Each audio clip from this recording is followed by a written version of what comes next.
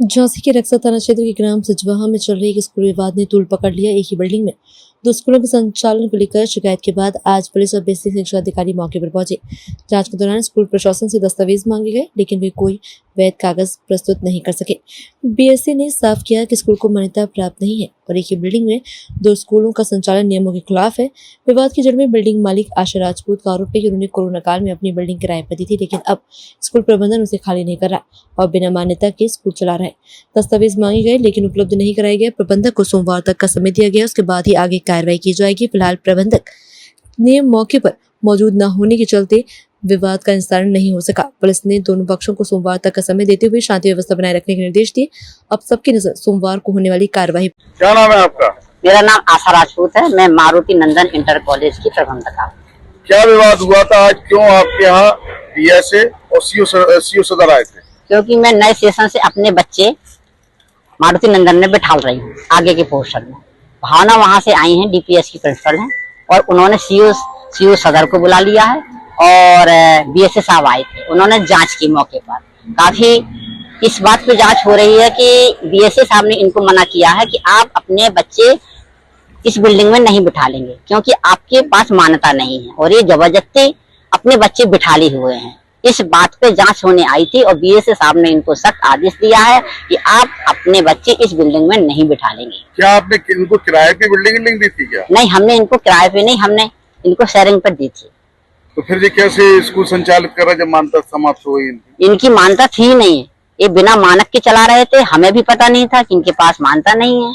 जब हमें पता चला कि इनके पास मान्यता नहीं है तो हमने इनसे कहा मान्यता नहीं है, तो इन्होंने हमारा शेयरिंग 6 महीने से बंद कर दिया है। इन्होंने हमें एक पोस्ट भी दिया था हेड मजिस्ट्रेट की, उसका भी इन्होंने मुझे 3 साल से पैसा नहीं दिया है। आपने कोई शिकायत की अभी? हाँ, मैंने बीएसए साहब को शिकायत की। क्या शिकायत की थी? कि ये आपने इनकी मान्यता जो रद्द कर दी है, इसके बाद भी ये 5 बच्चे चोरी से अपने रेशमा मैडम जो यहाँ की प्रिंसिपल हैं, वो आराम से एक कमरे में बैठाल के बच्चों को पढ़ाती रहती हैं। कितने बच्चे आ रहे हैं उनके? इनके 5 बच्चे आ रहे हैं। 2 एलकेजी के हैं, 1 यूकेजी का है, 2 नर्सरी के हैं। एक विद्यालय के अंदर 2 विद्यालय कैसे संचालित हो रहा है? हमारा विद्यालय तो शुरू से ही संचालित हो रहा था। जब इनकी मान्यता रद्द हो गई है तो हमने अपने बच्चे आगे बैठाना शुरू कर दिए।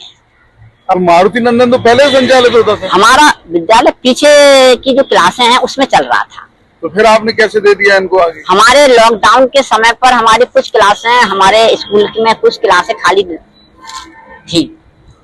तो एक उसमें नहीं, पीछे वाली बिल्डिंग में मारुति नंदन चल रहा था और आगे वाली बिल्डिंग में हमने दे दिया था। नीचे ऊपर कुछ कमरे दिए, आगे की बिल्डिंग में हमने कुछ कमरे दिए। आज जांच में क्या हुआ?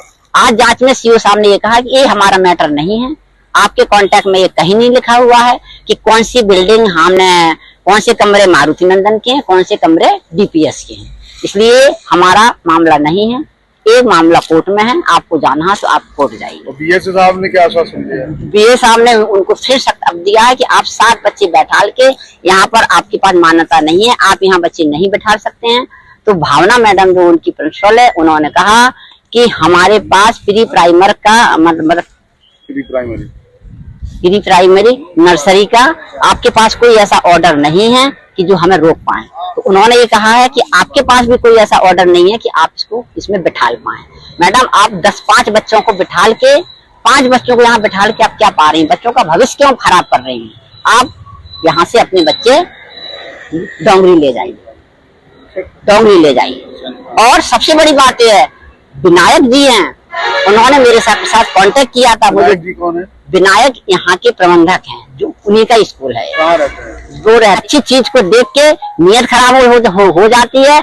आज वो सामने बात आ गई है, जिसके पास 5 बच्चे हों और इतनी बड़ी बिल्डिंग पर कब्जा करे हैं, इनको संचालित कर रहे हैं और कब्जा किए हैं। बीएसए साहब ने भी इनको आदेश किया है कि आप यहाँ बच्चे नहीं बिठा लेंगे। पुलिस प्रशासन ने भी कहा है कि आप यहाँ बच्चे नहीं बिठा लेंगे। इसके बावजूद भी ये अधिकारियों की शय से बच्चों को बिठा रहे हैं। डीपीएस स्कूल का क्या विवाद है? किस संबंध में आप लोग आज यहाँ आए? जो डीपीएस स्कूल है, यहाँ पर पिछले साल मान्यता के लिए आवेदन किया गया था कि हमको यहाँ 1 से 5 तक की मान्यता चाहिए। किंतु जब कागजों का परीक्षण किया गया तो उसमें पता चला कि यहाँ पर इसके पूर्व ही मारुति नंदन नाम का स्कूल संचालित है और जो जमीन लीज का कागज लिया गया था उस पर विवाद है। कोर्ट केस में इस प्रश्न चल रहा है कि हम आगे इसको नहीं बढ़ाएंगे। इस कार्य स्कूल की मान्यता नहीं दी गई है और बार बार ये मैडम के द्वारा कहा जा रहा है कि स्कूल हम चला रहे हैं प्री प्राइमरी, क्योंकि हमारे पास प्री प्राइमरी की मान्यता नहीं है, इसलिए बस वो प्री प्राइमरी चला रही है।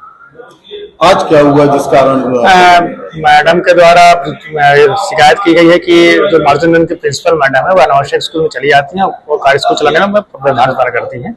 उसी के दृष्टिगत हम और सीओ साहब यहाँ पर आए हुए हैं। क्या विवाद सुलझा? नहीं, विवाद सुलझने का भी कोई सोल्यूशन नहीं है।